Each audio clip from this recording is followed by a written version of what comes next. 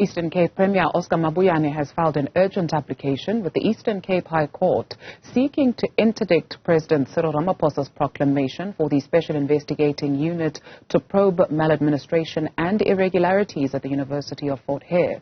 The legal challenge by Mabuyane comes after questions surfaced regarding his and several other politicians' postgraduate qualifications.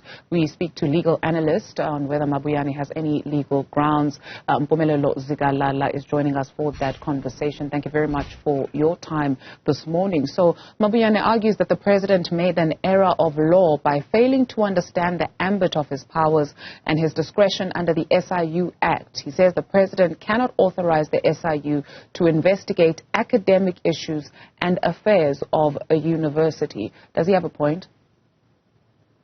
Well, it depends on how you look at it. Now, the powers of the president that derive from the SIU and the Special Tribunals Act, in which under, if I'm not mistaken, Section 228G, it does state that president, you can allow investigations or request that investigations be done in terms of public institutions, especially when reputation is at stake, and the manner in which those institutions are being handled is also at stake. Now, in this case, you may not deal directly with your academic qualifications or that particular assessment. However, the reputation of an academic institution is important. You have the alumni who are going to say, I've studied in the university, please protect my integrity and my reputation of the qualification that I have. You have prospective students who are then saying, I want to study in that particular university. Is it safe for me to come there if there are going to be allegations of maladministrations, allegations in which degrees or qualifications are issued in a proper manner? There's certainly nothing which is preventing the president from doing that and saying, this is a matter of public interest, this is a matter that ought to be investigated in a proper manner. So in a way in which I'm going to do it, let me issue out an SIU investigation, and that's exactly how things are going to be done. If you have a problem with it and your name is implicated, then you can go to court and challenge those particular findings. But in terms of where the president derives his powers in terms of doing that, I'm pretty certain that the president is on the safe side. The SIU Act is very clear on what to do. And also law enforcement agencies have unfettered discretion in instances where there's been fraud, for example, that has taken place. You can't tell them not to investigate a certain act. He also questions the rationality of the investigation, saying, I quote, I've been wrongfully included in the ambit of the investigations in terms of the proclamation because I was once admitted and registered for a master's program in Fort Hare's Faculty of Public Administration. But even this is not a rational basis for investigating me.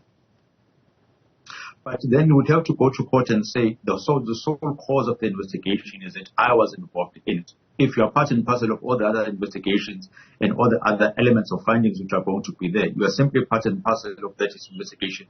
You are not the instigator or the spark when it comes to what started the whole investigation to take place in the first place. So if you have a problem that your name is implicated by the occurrence of time sequence of events and your name does pop up in that particular investigation, then you should answer. What you can go to court on, you can simply say, when it comes to the procedural aspect, I was not given an opportunity to present my story. When it comes to the all the alteram parte principle, I was not given an opportunity to state the reason why my name pops up, to be able to explain that this is what actually happened. On that basis, you cannot find against me or any place an adverse finding against me because I've done nothing wrong. Or you can go to court and challenge it on the substantiveness and then say, as stated when it comes to the law does not allow you to do this particular investigation, of which I do not agree with him. Or in the evaluation of the evidence which was submitted to you, a reasonable evaluator or person who was supposed to evaluate the evidence would not have come to the conclusion that my name is also included. So on that basis, maybe you can go to court and challenge those ones, but I would again question the agency in this particular matter. Before you even come to the merits of the matter that you've discussed in the past minute, you then have to state, I'm going to suffer irreparable harm. I have no other alternative remedy if this particular order is not issued to me. In this case, yes, harm may be there, but it's not irreparable. It can be reparable at a later stage with the issuance of an apology or even damages, which is something that happens in South Africa on a regular basis. But most importantly, the alternative dispute resolution process or platform is available. If you are not happy and the SIU charges you, then go to court and be able to set yourself free and provide the information which is required there. Or do as you are doing now in terms of saying, I'm going to challenge this particular report, but not on an urgent basis, on a basis which is normal, because on the irreparable harm type of or element, I do not find any points which will then signal that if it is not challenged on an urgent basis, then irreparable harm is going to be suffered. The urgency, could it not be tied to the rules of a particular organization that he is with, where it talks about somebody who is under investigation having then to take a back seat? No, not really, because you are then taking rules which are happening within your private political party and applying them to what happens in South Africa. The only thing in which the court is going to be interested in is the type of irreparable harm which is going to be suffered as the occurrence of time. It's something which is acceptable that there are going to be allegations which are going to be made against certain leaders. Even the Premier of provinces is going to receive certain allegations. But it does not mean that we must then look at unique circumstances, forgetting all the other applicable general principles or general laws, and simply say we are going to apply special laws simply for this Premier and not for anybody else. So in the assessment of irreparable harm, the question is it a matter of life and death? That's the most simplest form of identifying it or simplifying it. If it is, then we're going to grant you the urgent application. If it's not, and at a later stage, there's some type of preparation that you can be able to access to, then yes, and then the agency is definitely called. Let's remember the test. It is irreparable harm, basically meaning that harm will be suffered somehow. So the harm in this case would be asked to step aside as per your own internal political party rules.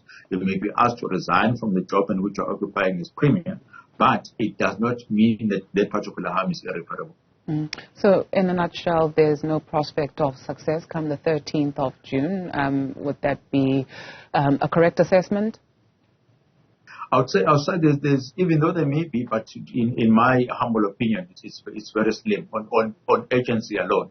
On the one saying that there's no irreparable harm that has been stated or that has been provided, and then secondly, there are alternative remedies which are available in this case. If you're not happy with the SI report, take it to court for a review. If they charge you, then go to court and follow the normal criminal justice system processes, and then you'll be able to get your reprieve of justice there.